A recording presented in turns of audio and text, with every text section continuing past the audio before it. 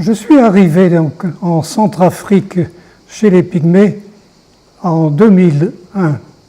Mais je connaissais déjà cette région et la mission de Belem Boké où travaillait Joseph André, avec qui j'avais déjà travaillé en Côte d'Ivoire. Je m'étais porté volontaire pour cette nouvelle mission de Mabondo chez les Pygmées parce que j'avais vraiment réalisé, avec le travail déjà commencé à Belem Boké, l'importance de cette présence au milieu de ce peuple qui était vraiment un peuple exploité, de vrais esclaves par rapport aux villageois. En effet, les Pygmées vivent de la cueillette et de la chasse dans une forêt de plus en plus surexploitée et ils n'arrivent plus à se nourrir correctement. Donc ils vont se louer aux villageois, travailler dans les plantations des villageois, et ils sont payés en retour par un peu d'alcool, de tabac, de drogue, et ils sont totalement dépendants des villageois, qui les exploitent totalement. Donc pour moi, la mission correspondait vraiment à un engagement auprès des Pygmées pour essayer de les libérer dans plusieurs domaines.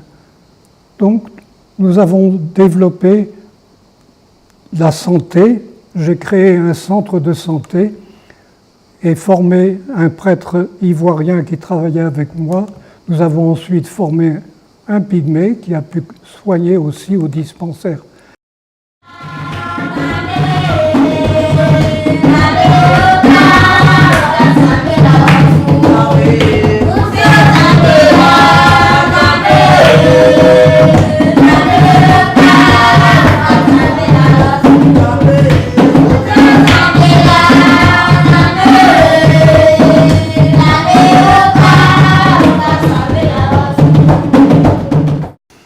Un jour, un guérisseur pygmée est venu s'installer dans le campement.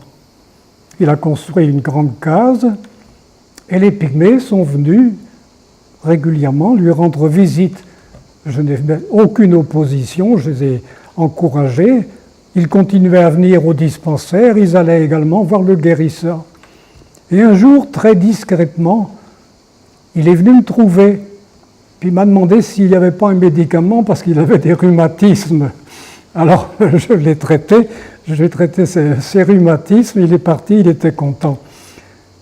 Bon, il est resté quelque temps, mais un jour il est parti. Je l'ai regretté parce qu'en fait, il avait des traitements qui étaient très efficaces. Moi j'ai constaté un cas particulier de cirrhose, enfin d'hépatite que je ne pouvais pas traiter, et que lui a traité très rapidement et de façon efficace. Donc on aurait pu être complémentaires, on aurait pu lier des liens d'amitié, et peut-être que j'aurais pu apprendre aussi, moi, l'usage de certaines plantes. Mais il n'est pas resté, il a quitté le campement. Mais j'ai trouvé que c'était une expérience intéressante quand même. D'abord parce que c'est des pygmées qui avaient une richesse sur le plan de la tradition, de l'utilisation des plantes, et puis cette souplesse aussi de la part des pygmées d'aller chez le guérisseur, chez le centre de santé. Bon, c'était complémentaire. Nous avons aussi porté notre action sur le développement de l'habitat, parce que les pygmées, dans leur hutte traditionnelle, sont très bien protégés, mais ils sont critiqués par les villageois qui leur reprochent de vivre comme des animaux dans un terrier. Donc, dans leur campement définitif, à Bambodo par exemple, on a essayé de les aider petit à petit à faire des cases semblables à celles des villageois. Et lorsqu'ils faisaient cet effort, plusieurs l'ont fait, moi je les aidais en leur fournissant une porte et puis une petite fenêtre en bois. Donc on améliorait l'habitat pour les rendre indépendants aussi au point de vue nourriture, puisque la forêt ne pouvait plus les nourrir. On les apprenait à cultiver, à préparer un terrain, à faire des semis, à entretenir une plantation de manioc par exemple, ce qui n'était pas facile parce que le pygmée n'est pas sédentaire par nature, donc il commence à préparer un terrain et puis il part en forêt pendant plusieurs semaines pour aller à la chasse. Et quand c'est le moment de semer ou de planter, il n'est plus là. Nous avons aussi fait un effort sur l'éducation en créant une petite école pour permettre aux enfants de se scolariser et puis de pouvoir ensuite aller faire des études secondaires en ville. Mais là aussi, le problème, c'est que les enfants partaient avec la famille en cours d'année scolaire. Donc il fallait adapter le rythme de l'école au rythme de la vie des villageois, ce qui n'était pas toujours évident. Et petit à petit, on a réussi à créer quand même d'abord une protection du campement pygmée par rapport aux villageois, permettant aux pygmées d'être de plus en plus indépendants, donc de ne pas avoir à se mettre sous la dépendance d'un villageois. Mais c'est un travail de très longue haleine parce que c'est vraiment dans la tradition, aussi bien des villageois que des pygmées, cette relation de maître à esclave. Bon, ni la mbekubi nangunda, mbeola mbekungunda nangumbi, nyambeola mbivati timbeni juti ngumbeni, bon mbekuba tikamba timbila mbifani na okone parti na okwada mbemuna azukana yangada. Donc la biche a été attrapé par le piège et quand il est parti, bon, il a pris le gibier, il est revenu au village et il a voulu vendre une partie, ne serait-ce qu'à avoir du savon et quelques condiments pour la maison. Et l'autre partie, il n'a pas seulement préparé pour lui, ni sa femme et ses enfants, mais il l'a fait pour ses beaux-parents, ses enfants et les voisins qui sont autour.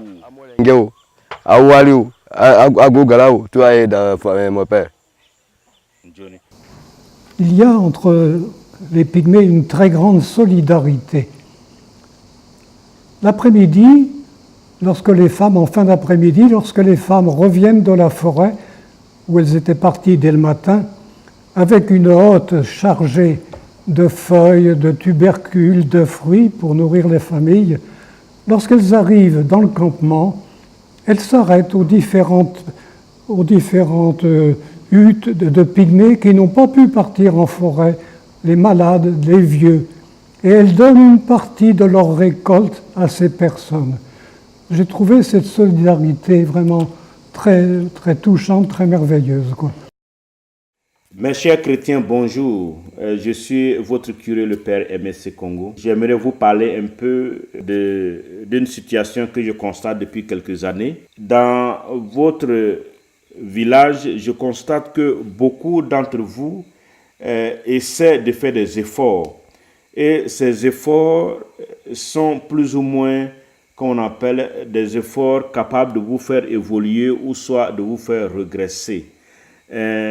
Tout à l'heure, dans une de mes émissions, je parlais de la solidarité qu'on constatait ou bien qu'on constatait parmi qu'on appelle vos parents, surtout peut-être vos grands-parents ou soit vos parents actuels. Et que la génération d'aujourd'hui, on peut dire peut-être la troisième génération, depuis notre présence ici, elle commence à négliger ou soit à mettre de côté cette tradition qui était typique au peuple pygmée, à savoir la solidarité parmi vous.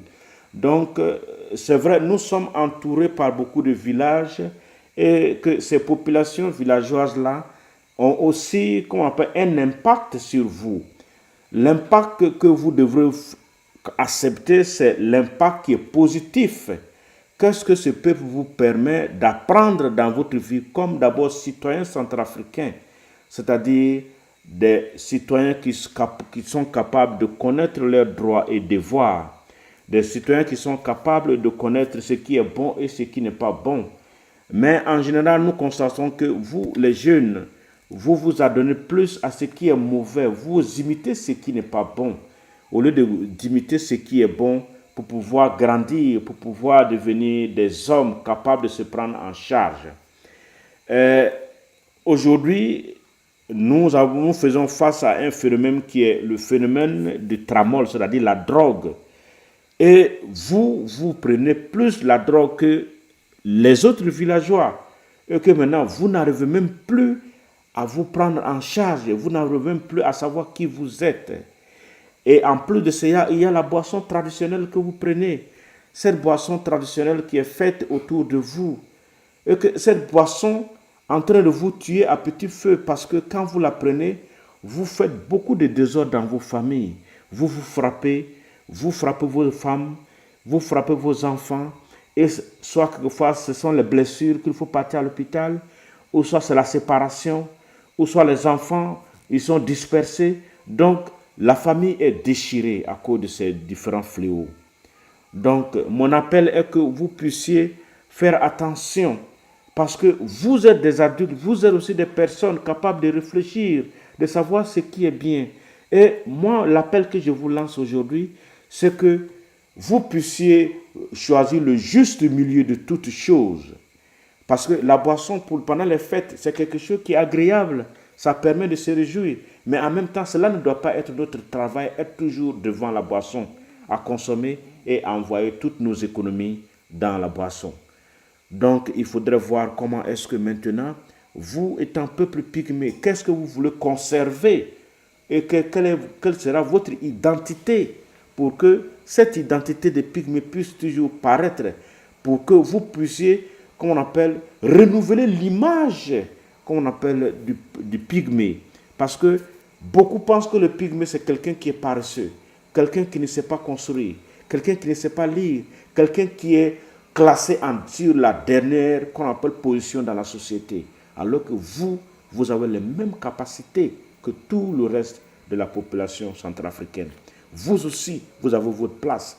Et vous aussi, vous êtes capable de devenir des hommes si vous vous rendez compte des erreurs que vous commettez et que vous copiez ce qui est bon et que vous nous aidez à être très attentifs à l'école, à être très attentifs à tout ce que nous appelons à ce que vous pouvez vous émanciper, sortir, être vous-même votre moteur, votre développement, votre avenir. Je vous remercie.